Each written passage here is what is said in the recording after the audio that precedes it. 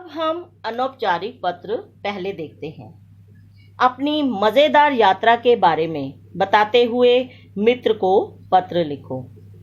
सबसे पहले आपने भेजने वाले का पता यानी कि अपना पता, फिर उसके बाद पत्र लिखने की तिथि यानी कि कौन सी तारीख को या दिनांक बोलते हैं पत्र लिख रहे हैं। संबोधन, किसको आप पत्र लिख रहे हो।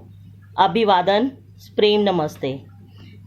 अब यहाँ पे आप लिख रहे हैं हम सभी यहाँ कुशल पूर्वक हैं। आशा करता हूँ आप सब भी यहाँ कुशल पूर्वक होंगे। हम सभी दशहरे की छुट्टियों में दक्षिण भारत की सैर करने गए थे। वहाँ हमने मंदूर और रामेश्वरम के मंदिर देखे। रामेश्वर में हम रेत पर अपना नाम लिखते और लहरें आकर उसे सफा चट कर जाती। मैंने और कनिका ने समुद्र के किनारे रेत का घर भी बनाया। हमने खूब सारे शंख और सीपियां भी इकट्ठी की। सचमुच बहुत मज़ा आया। मैं तुम्हारे लिए भी शंख और सीपियां लाया हूँ, मिलने पर दूंगा। तो यानी कि आप पत्र में बता रहे हो जहाँ पे आप गए हो उसके बारे में। अब आप ख़त्म कर रहे हो, उस पत्र को समाप्त कर रहे हो। समापन, अंकल आंटी को मेरी ओर से नमस्ते कहना। अब जो पत्र पा रहा है तो उसका पता कि तुम्हारा मित्र, यानी कि आप कह रहे हो तुम्हारा मित्र आनंद। तो इस प्रकार से आपने अनौपचारिक पत्र लिखा। अब दूसरा पत्र भी यहाँ ये अनौपचारिक दिया हुआ है कि अपनी नानी जी को उनके जन्मदिन की बधाई देते हुए पत्र। तो इस प्रकार इसमें भी आपने पहले क्या लिखा, पता लिखा, फिर उसके बाद दिनांक लिखी। आदरणीय नानी जी, सादर प्रणाम, हम सब यहाँ कुशल पूर्वक हैं, आप सभी कैसे हैं। 15 अगस्त को आपका जन्मदिन तो सारा देश मनाता है। आपको हम सभी की ओर से जन्मदिन की हार्दिक शुभकामनाएं।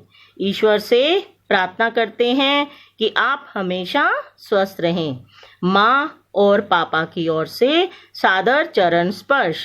नाना जी, मामा जी और मामी जी को मेरा नमस्ते कहिएगा। आपकी नातिन सुकन्या। तो इस तरह से जो आपके अनौपचारिक पत्र लिखे जाते हैं। अब हम औपचारिक पत्र के बारे में जानकारी प्राप्त करेंगे। 3 दिन के अवकाश के लिए प्रधानाचार्य को पत्र। अभी सीबीएसई के द्वारा पत्र को लिखने के यह संकेत हैं जिसे हमें अपनाना है।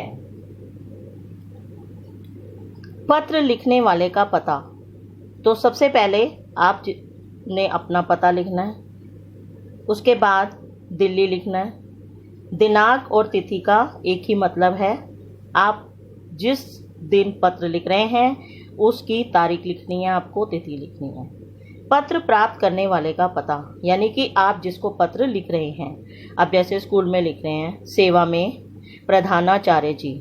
अगर आपकी लेडी प्रिंसिपल है तो आप प्रधानाचार्या लिखेंगे। फिर आप अपने स्कूल का नाम लिखेंगे, lovely public senior secondary school. विषय, अब यहाँ पर गलती से 2 लिखा हुआ है, आप इसको काट कर 3 कर लीजिए। 3 दिन के अवकाश के लिए पत्र, क्योंकि ऊपर आपका 3 दिन के अवकाश के लिए पत्र था।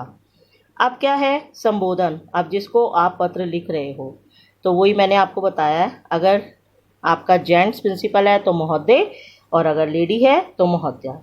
निवेदन है कि दिनांक 15/9/20 को मेरे चाचा जी का विवाह है, अतः मैं दिनांक 14/9/20 से 16/9/20 तक विद्यालय नहीं आ सकूंगा। अतः आपसे निवेदन है कि मुझे 3 दिन का अवकाश देने की कृपा करें। उसके बाद जब आप पत्र समाप्त कर रहे हैं तो आप उन्हें धन्यवाद करेंगे। पत्र लिखने वाले का पता, तो यानी कि आप अपना लिखोगे। आपकी शिष्या, और अगर लड़का लिख रहा है तो लिखेगा शिष्य। राधिका गुप्ता, लड़का लिख रहा है तो अपना नाम लिखेगा। उसके बाद कक्षा 5वीं, और आपका जो विभाग है यानी कि जो आपका सेक्शन है। तो मुझे आशा है आपको दोनों तरीके के पत्र, औपचारिक व अनौपचारिक पत्र समझ आ गए होंगे। आपने अभी पृष्ठ 127 के औपचारिक पत्र को करना है, क्योंकि यह आपके मई के पाठ्यक्रम का है। धन्यवाद।